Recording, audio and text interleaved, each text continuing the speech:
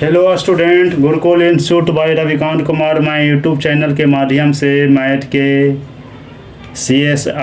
CSIR net syllabus के आधार पर मैथमेटिकल साइंस टॉपिक पर वीडियो बनाया हूँ। नेक्स्ट प्रॉब्लम है लेट ए बी एन गुने N real symmetric non singular matrix suppose there exist x belong to n tuple such that x dash x less than equal a less than 0 then we conclude that। तो इसका जो दिया गया है हमेशा जो conclude करने के लिए करा कि एक स्क्वायर मैट्रिसेस है, इसका वह साइमेट्रिक है, नॉन सिंगुलर तो साइमेट्रिक के लिए a डैश बराबर a होता है। तो इसलिए a डैश बराबर तो x इसका दे दिया, जो वैल्यू दे दिया है पर x dash x less than 0। तो इसका कंक्लूड इसी आधार पर हम दूसरा साइमेट्री a डैश a पर हम सेट करना थी, क्या होगा डिटर्मिनेंट, तो इसका 0 होगा, लेस देन नहीं जाएगा, इसका पॉजिटिव डिफिनिट है, ये अलग हो गया। ये डेयर एग्जिस्ट इसी जब x बिलोंग टू एग्जिस्ट करता है, x पर Rn टपल पर करता है, तब y पर Rn ये भी n टपल पर जाएगा, y एक्सेस पर जाएगा।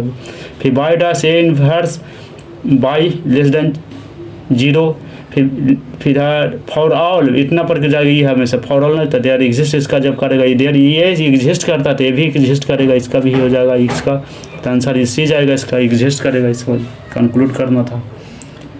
लेट ए बराबर matrix 1 0 0 -1 let function such that R square गुने आर स्क्वायर से आर गया be defined by F V W बराबर W T A two T हो गया।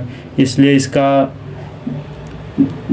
जो वेक्टर जो होगा हमेशा जो क्या होगा वेक्टर एलिमेंट इसका जाएगा, इसका तो इसका जो इसका फंक्शन को दे दिया हुआ है आर स्क्वायर, तो आर स्क्वायर क्या हो x by x double x by coordinate point पर दिया गया है, दोनों का प्रोडक्ट कह रहा है, तो डिफाइंड चल जाएगा। जो हमेशा ये ट्रांसपोज के बारे में बता रहा है कि हमेशा ये ट्रांसपोज करेगा फंक्शन वी और डब्ल्यू का करेगा, तो इसमें जो जाएगा इसमें जो क्या जाएगा देयर एग्जिस्ट आइजन वेक्टर, ये सब सच था डी परपेंडिकुलर नहीं खत्म भी आ गया इतना, तो फंक्शन इसे नॉन जीरो जाएगा, ये सब नहीं है जाएगा नहीं, ये भी कैंसिल हो जाएगा, इसका से कोई लेना देना इसका से नहीं है, कारण ये फंक्शन इस पर सेटिस्फाई नहीं करता ट्रांसपोज का। फिर V W R square non zero vector such that the इतना पर फंक्शन भी सेम एलिमेंट है, इसे आ रहा सेम एलिमेंट पर हमेशा निकालने के लिए डिफाइन कर रहा है, वी और डब्ल्यू पर कर रहा है, ये भी नहीं जाएगा, सेट करेगा।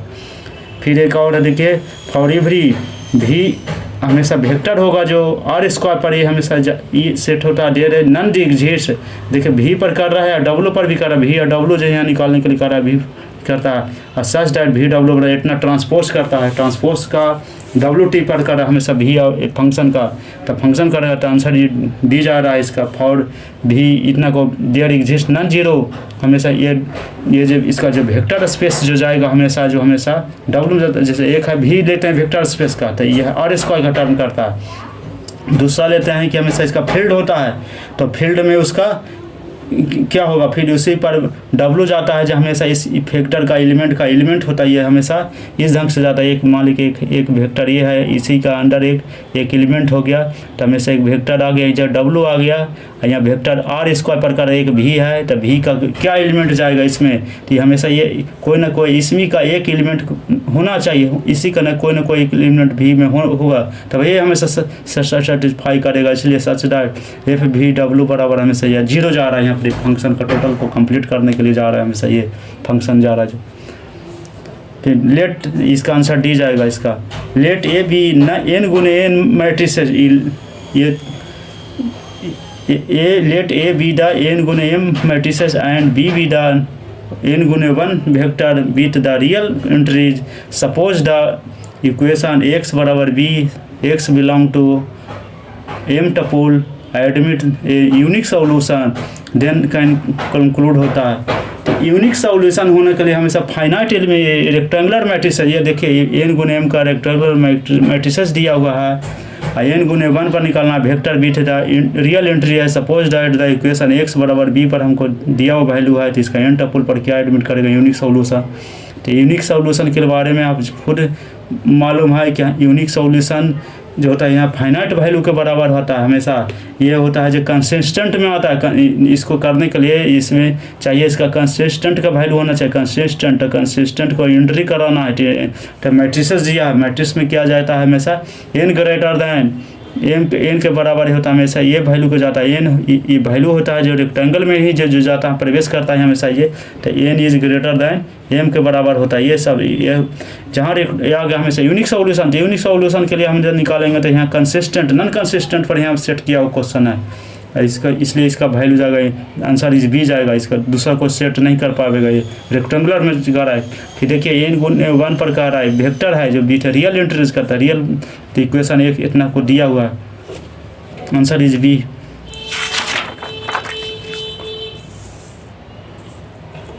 Late V be a vector space of all real polynomial of degree less than equal to 10। Let T X बराबर P dash X for p belong to vector v the linear transformation from v to v. Consider the basis 1x square से 10 गया of v. Let a be the matrix of t with respect to this basis. Then इसका जाएगा, देखिए vector space कह रहा है हमेशा, polynomial का डिग्री कह रहा है हमेशा 10 रखा रहता है। इसका टी पी हमेशा ये देखिए ये टी एक्स हो जाता है, जब पी एक्स खुद ये हमेशा डेरिवेटिव को ट्रांसपोज के बता रहा है। तो लीनियर ट्रांसफॉर्मेशन में जो जाता है यदि इसका कोई भी पोलिनोमियल जाता है तो हमेशा इसका डिटर्मिनेंट होता है जो हमेशा 0 के बराबर हो। ट्रेस और इस सबसे मतलब नो, इतना नॉन जीरो आइगन वैल्यू इस सबसे कुछ नहीं है, इसका सिर्फ डिटर्मिनेंट का फॉर्म हो जाता है। डिटर्मिनेंट का फॉर्म होता है, डिटर्मिनेंट के बराबर हमेशा 0 हो जाता है इसका वैल्यू, ये सब बेसिस पर। तो बेसिस होता है सबसेट के बारे में बताता है हमेशा। बेसिस क्या हो, बेसिस है जो हमेशा सबसेट हो गया। ये मैट्रिक्स ऑफ विच टी, तो मैट्रिक्स इसलिए दिया जाता है कि हमेशा ये किसी भी इक्वेशन का मैट्रिसेस का पॉइंट दे दिया गया है तो उसको हम डिटर्मिनेंट द्वारा ही हल बेसिस पर हमेशा डिटर्मिनेंट द्वारा हल कर सकते हैं। मैट्रिसेस से भी निकाल सकते हैं और नहीं तो किसी भी चीज़ का हम उसका डिटर्मिनेंट न करें, हमेशा इसका आइजन वैल्यू का मान हमेशा निकाल सकते हैं, इसका चीज़ आइजन वैल्यू का मान निकाल सकते हैं। नेक्स्ट आंसर इज बी जाएगा। नेक्स्ट लेट एक्स बराबर x1 x2 x3 है, y बराबर y1 y2 y3 belong to R Q है x या बी लीनियरली इंडिपेंडेंट है, x और y है इंडिपेंडेंट। लेट डेल्टा 1 बराबर x2 y3 minus y2 x3, delta 2 बराबर x1 y3 minus y1 y1 x3, delta 3 बराबर x1 y2 minus y1 x2। If V is the space, V is the span of the x y। Span है जो linear combination के बारे में बताता है हमेशा। स्पैन जब किसी भी x y होता है तो हमेशा लीनियर एक्सपैन के बारे में आता है। तो लीनियर एक्सपेंस होता है जो लीनियर एक्सपेंस होता है जो हमेशा लीनियर एक्सप्रेशन के बारे में हमेशा आता है। इसमें भी बराबर इसमें दिया गया, भी का मान है यू भी डब्ल्यू दे दिया, प्रत्येक में भी स्पेस है जो यू भी डब्ल्यू के रूप में है। तो यहाँ पर जाएंगे हम एक्स वाई को स्पैन को निकालेंगे, एक्स वाई पर दे दिया, एक्स वाई जेड नहीं है हमेशा एक्स वाई पर ही करना है। तो एक्स वाई जो दे दिया वैल्यू पर है तो इसका वैल्यू को हम सेट करेंगे इस पर डेल 1 यू डेल 2 या डेल 3 में आवेगा। तो इसमें कितना का बराबर हमेशा सेट करेंगे तो हमेशा 0 के बराबर आवेगा।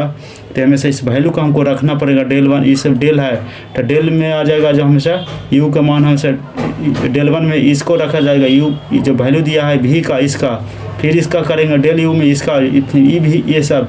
तो हमेशा ये वैल्यू सेट होता है जो हमेशा करेंगे तो इतना बराबर 0 आ जाता है। आंसर ये जाएगा हमेशा delta 1 U minus delta Y, फिर डेल्टा डब्ल्यू आ जाता है, इसका आ जाता है इसी के रिस्पेक्ट हमेशा ये सेट वैल्यू सेट करता है सब।